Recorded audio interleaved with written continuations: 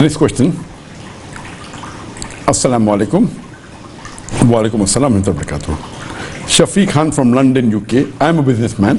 Can we use a credit card of a conventional bank based on interest and take care that we always pay the amount before due date and thus not involve in riba?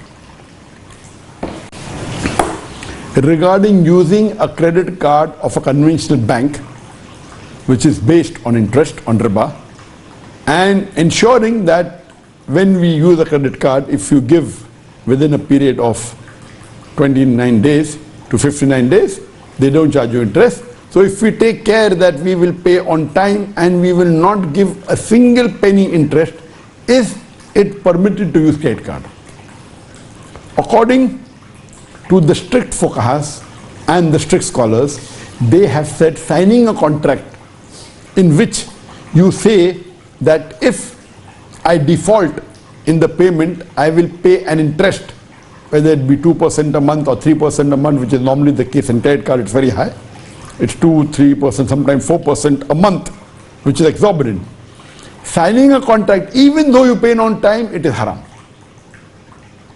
And Sheikh Ibn Uthaymeen was asked this question. He said, signing a contract in which there is a clause of riba, even if you pay on time, is not permitted. It is a haram contract and should not be indulged in such a contract. As I said in my earlier answer, even using credit cards, the major scholars, the authentic scholars who are strict on Quran and Sunnah, they say using a credit card of a conventional bank is haram, even if you pay on time. Point number one, by signing the contract that if you default, you will pay interest, is you agreeing with the terms of riba, which is haram. And the hadith of the Prophet is very clear, that the person giving riba, the person taking riba, the person who is a witness and person who arranges it, all are the same, and it is haram. And Allah clearly mentions in 8 different places about riba, and Allah clearly mentions in Surah Baqarah chapter 2 verse number 278 and verse number 279 that if you give up not your demands of riba, then take notice of Allah from Allah and His Rasul. So riba, it is the 12th major sin. According to Imam al-Dhahabi in his book, the Kabair, the major sins, he puts riba as the 12th major sin. And it is like waging a war against Allah and His Rasul. There are many major sins. Even drinking alcohol is a major sin.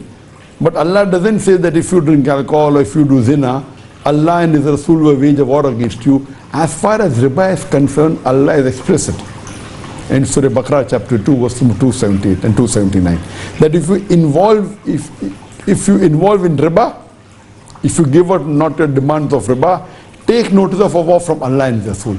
And which human being, whether Muslim or non-Muslim, can wage a war against Allah and His Rasul?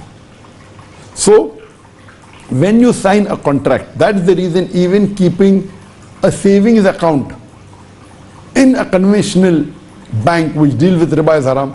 Because even though you say that I will keep the money in a savings account or in a fixed deposit, and what money I get I will give in charity, the Quran is clearly taking interest is haram. So for giving in charity, first you have to take.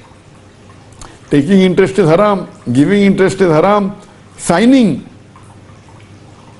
as a witness or facilitating, even signing for a conventional bank account as a witness or introducer to your friend is haram. So all these are haram. So in a credit card, what many people, I know there are fatwas given by many so-called European scholars and fatwa committee of the Western countries of North America, of America. I know many, okay, because it's a zarwat, you can use a credit card as long as you pay on time. There are high chances that you may forget. If number one, signing a contract, even if you pay on time, is haram, number one. Number two, who knows about the future? Can it not be possible that once in a while you may forget? And what the clause of the credit card is, that after you use the money, you have to pay within 30 days, can be extended to 59 days, depending upon the bank. So minimum time paid they give you 30 days, can be up to 59 days, depending which part of the month do you take. And if you pay on time, they give you free. And they charge you an annual fee for using the credit card. Now, annual fee for using money on it itself is haram. So, number one, signing the contract is haram. Taking an annual fees for giving money on riba, that's haram. And third, if you don't pay on time, that is haram. So, if you don't pay on time, however much you may be confident, there are times that you may forget. There are times that you may be sick and you may not pay on time. So, even if it has happened once in few years, it's a grave major sin. Allah and Rasul wage a war against you. So first of all, even if you pay on time, it's haram because you're signing a contract. Number two, you're paying the annual fees for credit card, that itself is haram. Number three, that if you forget, actually you'll be paying riba. So all three are haram. I know that there are some Western countries, scholars who say, what is the zarurat? Don't indulge in it. You keep a debit card. Debit card is permitted. If you have to have a bank account, you can open a current account which does not involve in riba. You can't take riba and give it in charity. Some scholars say that it's okay, but the most authentic scholars, taking itself is haram. So for giving, first you have to take. So I disagree with Muslims keeping in a conventional bank, in a fixed deposit or savings account and saying we'll give the riba in charity, thinking we'll get no sawab. No, that itself is wrong. Because when you're taking riba, you're already getting a major sin. By charity, you may be getting 100 points plus, but taking riba, you may be getting 10,000 points negative. So 10,000 negative, 100 positive, yet you have 9,900 negative points. What is the benefit? But because of the zarurat, you can open in a conventional bank in a current account which does not involve riba. If you want to use a card, you can very well use a debit card. Debit card means if there is account in the money can be utilized. Here you are not taking a loan from the bank. So debit card is permitted, credit card in a conventional bank is prohibited. So the alternative you can do is use a debit card. See to it you put money in the bank if you have to use a card. And when there is money, whatever money you have, that much money you can use, whether for shopping, whether for payments of bill, no problem. If it's an Islamic bank working on Islamic principles and not on riba, then you can use a credit card of Islamic bank because the Sharia is not broken. It does not deal with riba. It is based on the Islamic principles of Sharia without involving riba.